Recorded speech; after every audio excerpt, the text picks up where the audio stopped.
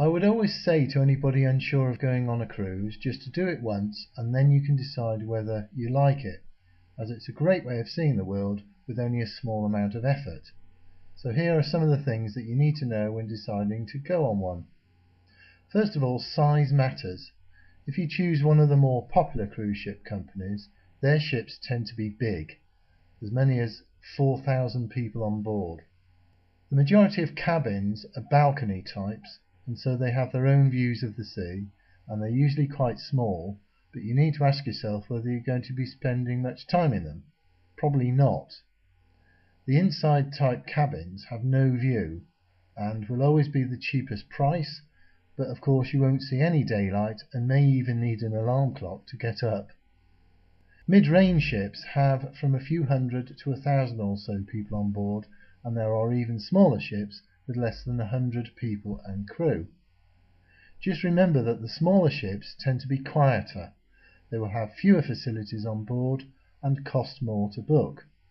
You might also find that the service is more intimate on the smaller ships, as the crew to passenger ratio tends to be greater, so it's all a matter of choice.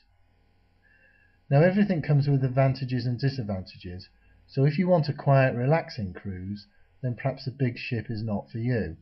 On the other hand, if you want to be with lots of people and make new friends, then it might appeal.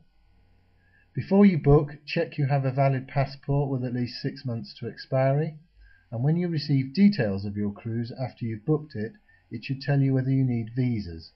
Remember, it is always your responsibility to arrange visas, and bear in mind that you can obtain most visas on board ship, usually at a cost. Also check if you need any jabs or inoculations. Just one thing though, try not to get ill on board, as it can be very expensive and you may be confined to your cabin, so drink and eat sensibly and wash your hands regularly. The itinerary should always be to your liking, and most cruise companies have their own routes which they repeat continuously, some with a seasonal schedule that changes every 6 months or so, with a repositioning cruise in between. Now repositioning cruises move the ship from one part of the world to another, usually from say the Caribbean to the Mediterranean, and tend to have fewer ports of call and are therefore a bit cheaper than cruises with a full itinerary.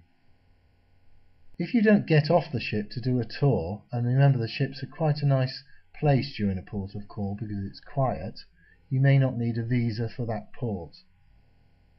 Sometimes the port town is quite a long bus ride or train ride away from the port itself, so you will regularly need to know the time if you're doing your own thing, so that you can get back to the ship in time.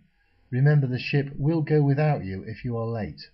However, if you are on an official book tour, you are guaranteed not to be late, so you won't need to watch the clock.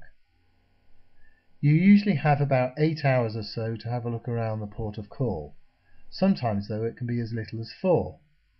It is great to get a taster for the place in case you want to return at a later date and explore it in more depth. Remember, there's no cash on board ship. You need to register one credit card where any charges will be made. Look carefully at inclusive packages that include, for instance, alcohol, as they may not be as good as they sound and may only apply to an individual and not a couple. All charges and shop prices on board ship are usually in US dollars, dependent on the company.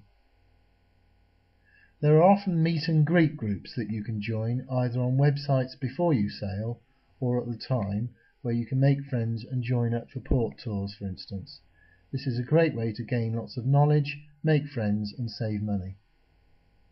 Within the first 24 hours you will have to take part in a fire drill and wear your stylish life jacket. Now don't try and get out of this, as there is a roll call and you could be severely reprimanded. Once this has been done, you can then relax, as now your cruise really starts. Now to hidden costs. The favourite one is gratuities. Most cruise lines impose a daily, yes daily, service charge of around $10 or so. So if you're on a 28-day cruise with your partner, this is an extra $560, so beware. All extra costs will be added to your onboard account when you leave, and as you will have already supplied your credit card details before you even got on board, you won't be able to avoid them. When you finally get on board and just want to get to your room and crash for a bit, the first thing you'll find as you step on board is that they take your photograph, and of course you're obviously looking at your best, aren't you? So you can just refuse. If you don't have to buy the photos they take of you, even if they are good. Entertainment comes in many forms. Quite often 2 or 3 events are going on at the same time. The main evening event is often in the theatre. Many of the bigger ships have full-size theatres where there are nightly shows. This is a great way to wind down after a long day and finish off your evening after dinner. The shows are very good and rival West End and Broadway productions, and are of a really high standard.